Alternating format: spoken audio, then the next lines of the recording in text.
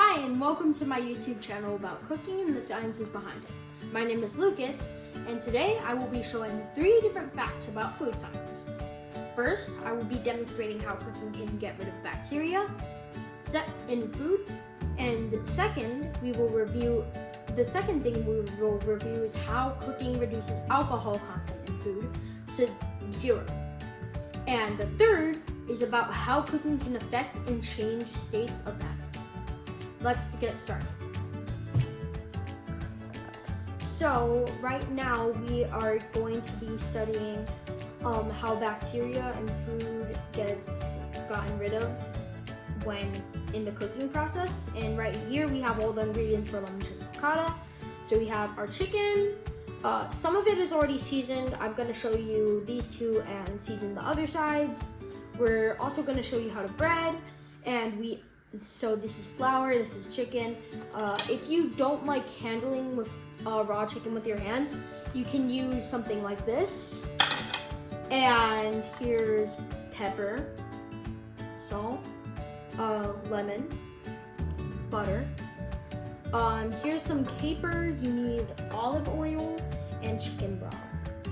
And also you need a type of white dry wine. You should ask your mom to get this because if you're my age, you obviously can't even go to the store to get it. And also, you need to be supervised while handling with these things because that's a law for some reason. And also, you might need to be supervised anyway because you need to make sure that nothing catches on fire. So, here you wanna wash your hands, which I already did. And the reason that I chose my favorite food for this topic is because raw chicken has a variety of illnesses that can get you very sick. The most common being salmonella. And unless you have a separate container for your salt and pepper, I recommend using the tongs because you don't want to get any illnesses in your salt and pepper. So here's what we're gonna do. We're gonna season our chicken. Probably only want to get like 2 of those. And then you want to get maybe 1.5 of these. This is a pretty big piece, by the way, chicken. So there really isn't a measurement. And then we want to flip all of these over. Oh my God. Here, it'd probably be better if we do it from this side. And then we're gonna flip all these over. So I went and flipped all of these over and seasoned them. So we're just gonna season this one on this side because you need to season them on both sides. So first, what I said earlier about salmonella being an illness, I didn't mean that. It's a type of bacteria that causes you foodborne illnesses. And you do not want to get a foodborne illness because they're horrible. I've gotten one before, it was not a good time. So once you finish this up, something that I do want to talk about is the salt and pepper, which is our seasonings. I didn't point that out earlier. The salt and pepper actually help preserve the chicken and help with the rid of illness. So you want to get this little piece, then you want to bread it. Like toss it around in the flour.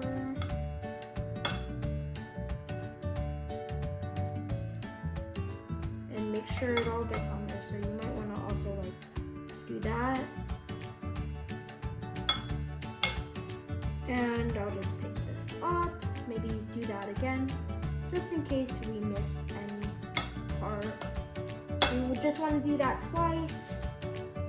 Make sure that nothing isn't breaded. And you want to make sure that you get it on the sides too, because the flour also helps get rid of bacteria as well.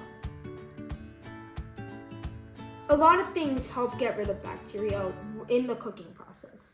Nothing really gets rid of until the cooking process actually happens, but these are just little factors that help. So we have olive oil and butter over medium-high heat and chicken. So we're, once it's hot enough, which it already has heated, we're just gonna add in the chicken. Something about what I was talking about salmonella.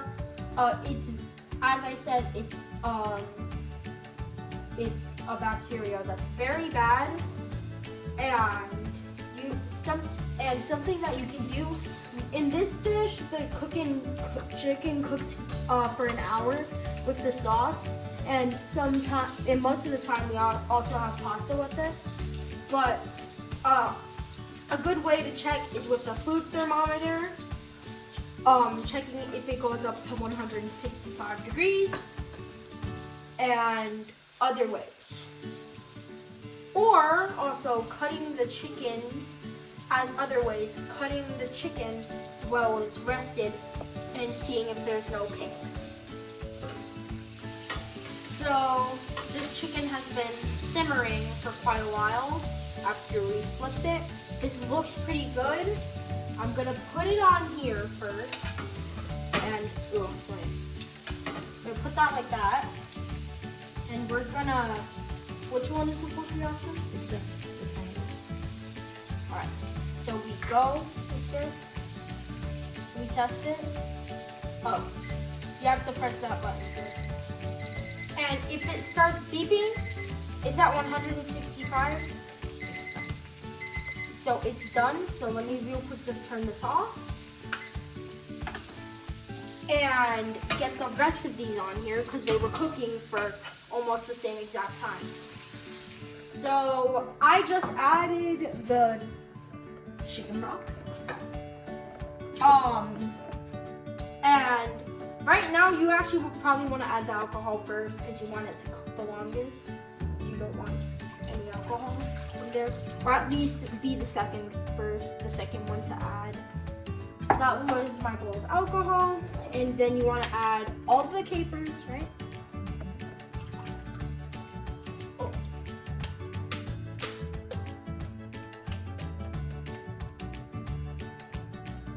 And then you also want to add the lemon. Probably my favorite part of the dish. And you want to mix it using this. And you want to mix it like this. The capers are also really good, so I really recommend getting them. It's good without them, but they're really good. And let it simmer for quite a while, like I said, because the alcohol content needs to get reduced to nothing. So we added the fully cooked chicken to the sauce, and the alcohol from the sauce is evaporated, so I can taste it. And I got a caper into it. So let me just blow on this. It's very good. So over here we're doing another one of my favorite dishes, penne alla vodka. You can use, so here we have two recurring ingredients, butter and olive oil. We have a pasta, we like rigatoni, but you can use any pasta. We have prosciutto, tomato paste, any amount of garlic. We like a lot of garlic. One large chopped onion, Parmesan cheese, salt and pepper, again, heavy whipping cream, and pasta water. That water will act as a thickener to the sauce, and then you need the vodka.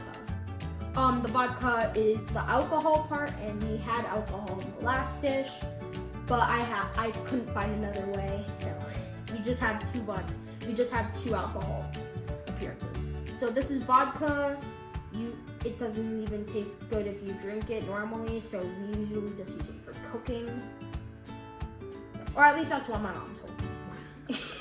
This is vodka, which brings me to my second point, or second fact.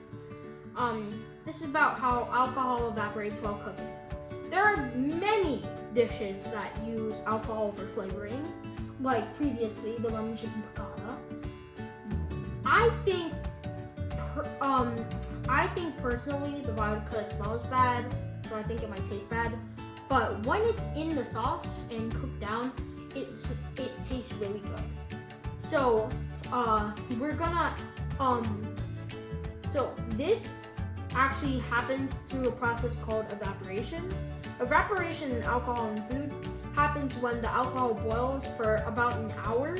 This all varies depending on the amount of alcohol being used. Today we will use 3 tablespoons, so a very small amount. But if you wanna, in other dishes, if you wanna add more, fast ways that if you ask a trusted adult to flambe it. So right now we're gonna start sauteing. So until translucent and fragrant. So we just add in all of these onions, every single one of this large, every single bit of this large chopped onion. So like you want all of it. Then the garlic, you just scoop that right in. And what else? And we just saute this until translucent. And once the onions are translucent and fragrant, we add the prosciutto and we cook it. Oh, yeah, so we just add the prosciutto. So mine are pretty fragrant, and we keep cooking, and you see mine are pretty translucent. So we just keep doing that for a little while, and then we'll add this to our sauce, which we will make next. So once the prosciutto is pale, which means that it's cooked, or is getting almost ready to be cooked, you just scoop all of your tomato paste, which might be a little hard. Dang it.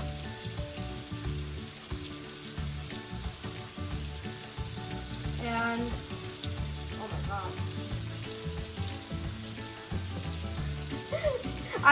I have to saute this for a second. I don't want anything getting burned. And then just add the rest. So scoop that all out. While you're doing this, you might want to turn your oven or stove temperature to low. My mom did that for me. Thanks, Mom. You're welcome. There we go. And that's the last bit. So you want to just get all of that off. And after mixing it in for a couple of seconds, you want to add that in. And then after a couple of seconds with that, with the vodka, you want to add your pasta water that you saved, because you already made the pasta. And then you also want to add the heavy whipping cream. Alright, so now I'm just going to add the vodka. That's a lot of steam. Now raise the temperature a little bit. Oh, yeah. You also might want to raise the temperature back to where you had it before at this time. And you see how it's getting a little watery, but not fully, and it's not like a sauce. It's just like a bunch of ingredients, and it's chunky. You want to add this and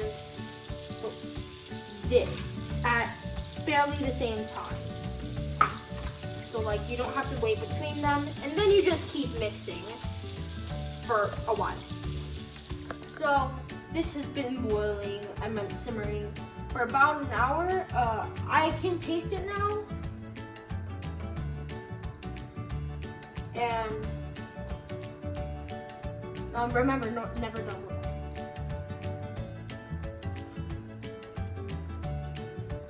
It's hot, but it's good. Really good. So here we're gonna add our pasta now that the sauce is ready. A little lower, baby. A little lower. Okay.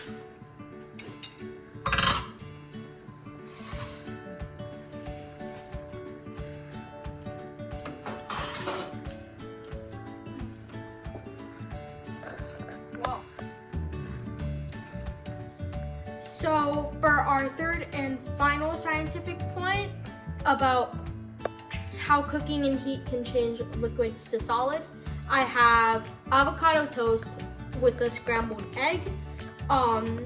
And that may be some of your favorite breakfast dishes. I know it's pretty good. So to make the toast, we need obviously avocado. We also need tomato, everything but the bagel seasoning. We need 3 eggs, or depends on how much you're making.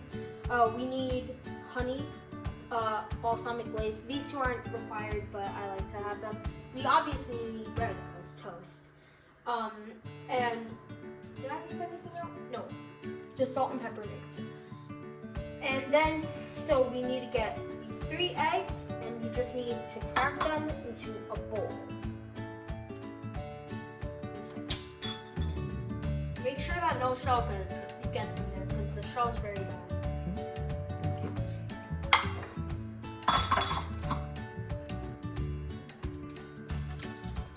Yeah, that's 100% no shell. I like cracking them big first, so to make sure that no shell gets in there. And if anything, it lands outside the bowl. And then you just have to whisk the egg. You might want to wash your hands after this. Here are my eggs. You can see all scrambled. I did add a bit of milk as a binding agent and also something to make it smoother. And this is our pan with butter. So we're just gonna add this in real quick. And then wait a bit, and then you want to start moving the egg around. My eggs are now done. Now we're gonna plate them. So with the heat, the once liquid egg has become a solid. And something also good to note is that there could be bacteria in eggs sometimes, and it has been cooked down, just like the chicken. So these are our 3 finished dishes: lemon chicken piccata, rigatoni alla vodka, and avocado toast with a scrambled egg. Thank you for coming and learning about the sciences that happen with food, and learning about food and looking at some of my favorite things and my passion, cooking.